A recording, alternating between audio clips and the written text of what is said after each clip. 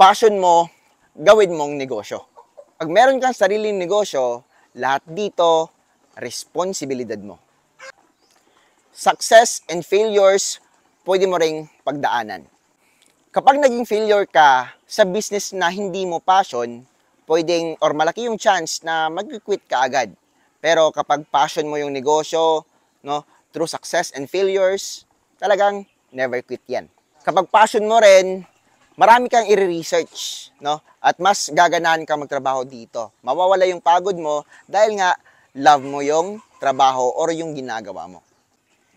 Dahil yung passion ko, na hindi mo passion, tapos pinilit mo na maging business, nako, may iipit ka dyan. Yan, katulad dito kay Mama, mahilig talaga to sa baboy. Yan, ito yung baboy namin. Yan. Yung baboy namin is para sa birthday ni Papang. Yan. Malapit na to. Next month na. Kailangan natin mag-deworm ngayon dahil meron ako napansin dito sa ating mga sisiyo, no? Yung 4 na nabili ko, merong maliit na isa. Yan.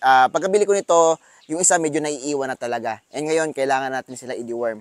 So, ang pag-deworm po kasi, pwede na po mag-deworm sa edad na 6 weeks old, no? Hanggang 8 weeks old. Yun yung pinaka-limit based on my research. Pero based naman sa experience ko, ay nakatry na po ako ng 4 weeks old. Itong ginagamit ko pong dewormer is tinatawag na worms to go. Merong albendazole and praziquantel, no? Na napaka-effective nito. Ito na yung mga diniworm ko last time nung 4 weeks old sila, no, or 1 month old. So ngayon, 3 months old na po sila nung February 28. Ang isang tableta din po ng worms to go is good for 4 kilos na manok na. Pero maliliit kasi yung mga sisiw natin, no? Kaya hahati-hatiin natin. Pero dito based on my experience, no, yung 1/4 nun is good for 1 kilo. Pero tinesting ko dun sa sisiw na 4 weeks old, okay na okay po at maganda yung epekto. Ito po yung i-deworm natin, itong batch na ito. So, itong dalawa is magkapatid po, same po yung parents. Yun nga lang, ito talaga napansin ko, no, mula nung pagkuha ko, maliit po talaga to. So, kailangan nating i-deworm, no, baka may mga parasites. Ano ba yung pinapakain ko dito? Bakit maliit yung isa? Maliit din po yung isa.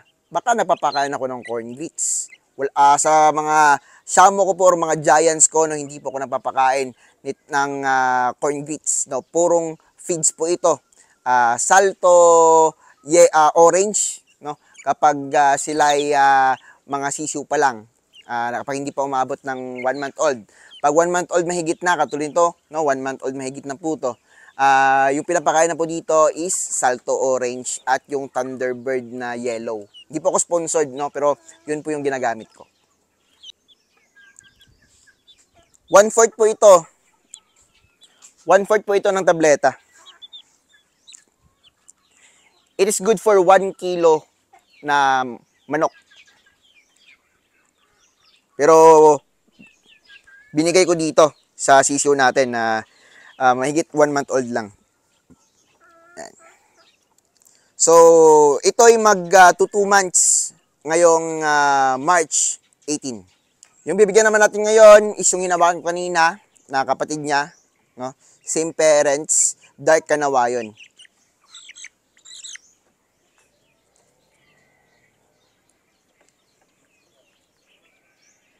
Yan. So, alam niyo ba magkano yung isa nito, no? Nung 1 month old pa lang sila, 3,000 pesos.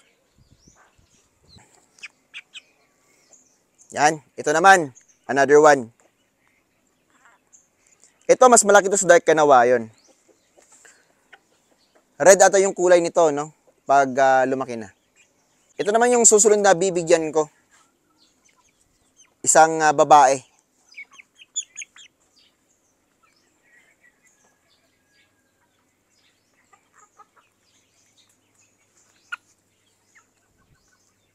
Isang tableta, 4 na yung napatay ko. So, napakatipid. Sa pag-deworm din po, yung ginagamit ko talaga is tablet. Bakit nga ba tablet? Doon kasi sa powder, yung inahalo sa tubig, hindi natin ma-accurate kung ilang ml yung naubos nila, no? Or nakainom ba sila ng tubig na may dewormer, no? Kasi nga mapait yung tubig na may dewormer. Doon sa tableta talaga, tayo nakakita, tayo nagbigay at accurate yung nabigay natin.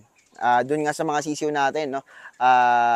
Parang overdosage pa kasi good for 1 kilo. Pero okay naman, no, kasi nga naka-experience na po ako ng ganun dito sa Worms to Go. Hindi ko lang alam sa ibang product kasi Worms to Go yung masasabi ko na the best dahil praziquantel and albendazole yung andon na ingredients.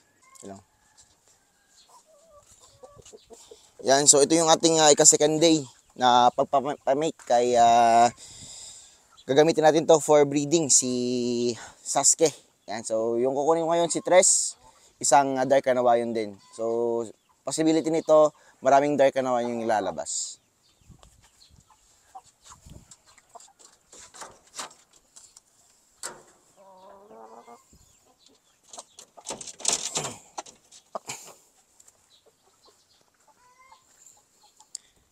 Si Sasuke ay nagme-mate ng 1 times a day lang. Yan.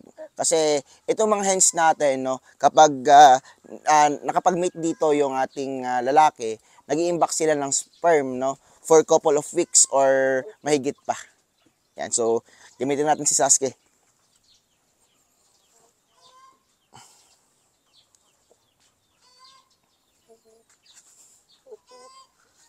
Yan, Sasuke. Papares dito kay Tres, dark Kanawayon. Sasuke. Ito si Sasuke, hindi pa masyadong active talaga to. Yan, pero ito na.